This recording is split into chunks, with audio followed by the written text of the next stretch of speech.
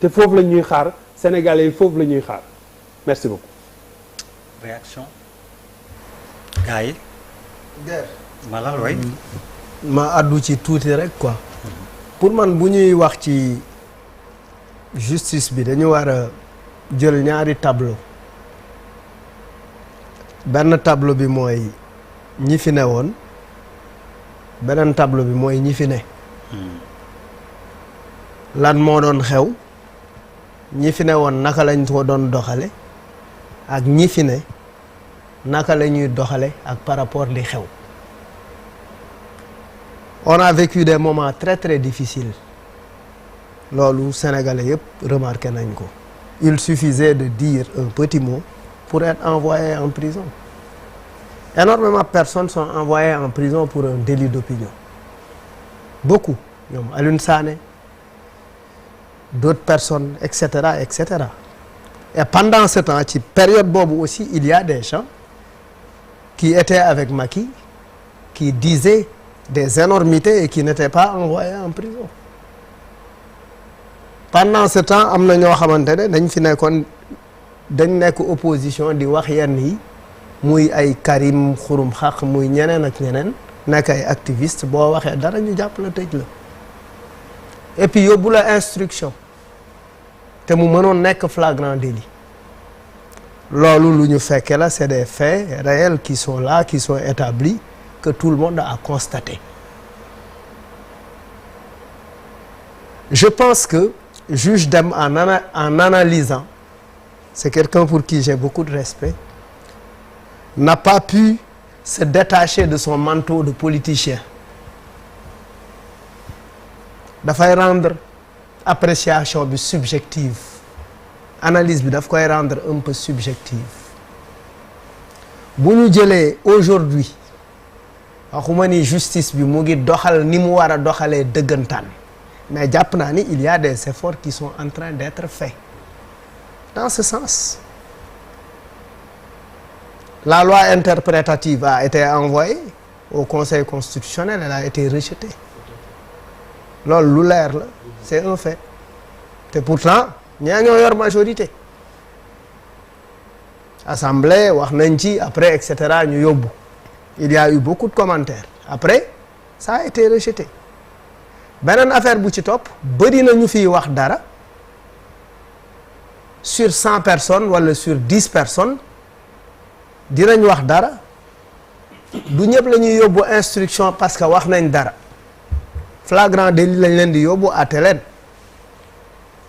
ñu def quelques jours ñibbi seen kër wala ñu relaxer leen purement et simplement loolu ay situation la yu fi am. Concernant Azoura Fall wax na fi saaga fi président les gens ont dit jàppuñu ko tëjuñu ko et cetera et cetera mais Azoura a des problèmes psychiques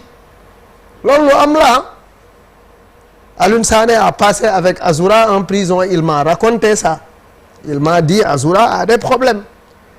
te les malades mentaux en prison on les appelle articles. boo amee feebaru xel nga nekk prison on article lañ lay woowee parce que article moo lay ba article dafay am na article boo xamante ne xawma ko xëy na moom mën nañu ko wax en tout cas séjourné naa un peu biir prison dégg naa gis ñi fa nekk am feebaru xel ñu naan diw article la moytu ko bu la dooree bu la gaañee yaay perte parce que article donc loolu aussi lu am la. lu ñu mun a fekke la maintenant nag il y a des exceptions sur lesquelles on peut s'arrêter lu mel ni Abdou Nguer lu ñu war a taxaw la parce que pour man il ne doit pas rester en prison il ne doit pas être placé en instruction il doit être jugé assez rapidement yóbbu sax affaire bi flagrant délit àtte ko affaire bi jeex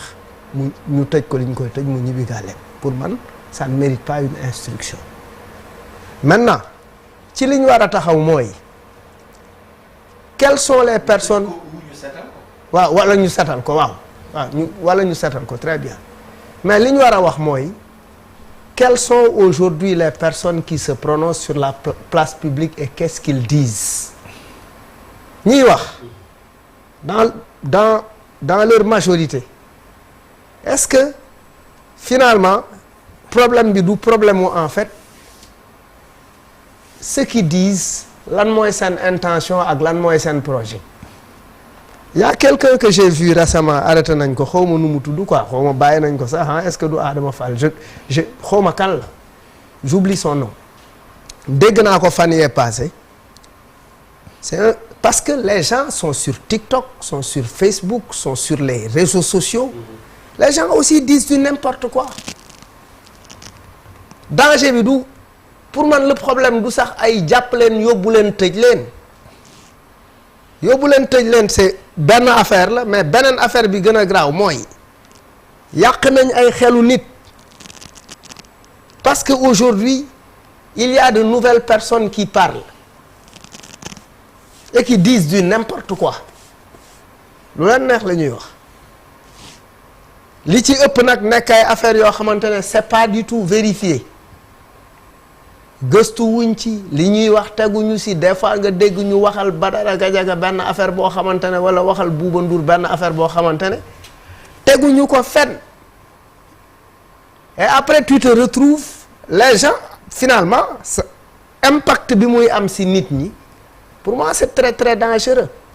loolu lu ñu war a saytu la lu ñu war a xool la lu ñu war a analyser bu baax a baax la pour xool effectivement qui doit parler et qui doit qu'est-ce que les gens disent donc yooyu yu am solo la donc jàpp naa ni tey sur un certain nombre de choses ci li ma gis il y a quelques efforts qui sont en train d'être faits maintenant nag am na loo xamante ne mën nañ ko xoolaat li ñu war a mën a xoolaat mooy wax na waxu perception mooy booy xool tey ci wàllu ci depuis 1 an c'est comme en fait toute l'action du gouvernement tourne autour de la justice alors que les priorités sont ailleurs waxuma ni justice baax na c'est le socle d'une démocratie important na trop mais war nañ taxaw mettre l'accent sur lan mooy la priorité parce que en fait discuter de justice tout le temps dans un pays ça contribue à augmenter la tension sociale et finalement ça clive dafay tax nit ñi def ni li ciy xew après jàkkaarloo on a vécu ça avec Macky Sall donc pour man am na quelques petits efforts yoo xamante ne y a certains efforts qui sont en train d'être faits ça c'est des remarques personnellement que j'ai faites lu ma remarqué la su bu fekkee dama koy comparer ak li nga xamante ne amoon na fi donc maintenant nag il est important que ñu alerter leen ci dañu moytu yegg ci excès parce que excès effectivement moo ñuy dugal après ci une justice à 2 vitesses. Booba bismillah. bon man en fait lu may